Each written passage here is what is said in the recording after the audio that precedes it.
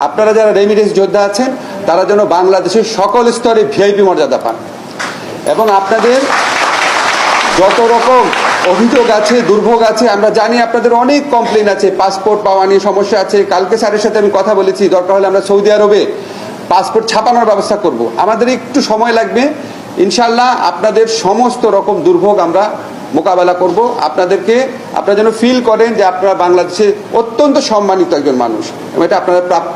আজকে আমি কথা বাড়াবো না স্যারকে শুধু একটু বলি এই প্রবাসী লাউঞ্জ করার ব্যাপারে আমাদের আইওএম প্রচণ্ড সহযোগিতা করেছে আইওএম এর প্রতিনিধিরা আছেন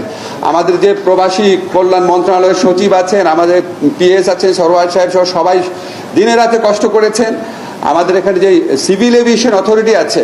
ওনারা এই জায়গাটা অন্য একজনকে দেওয়া ছিল অন্য একটা দোকানকে শোনার সাথে সাথে এটা খালি করে ওনারা করে আমাদের ব্যবস্থা করে দিয়েছেন আমরা এটা যে আপনারা দেখছেন এটা কিন্তু শেষ না আমরা আরো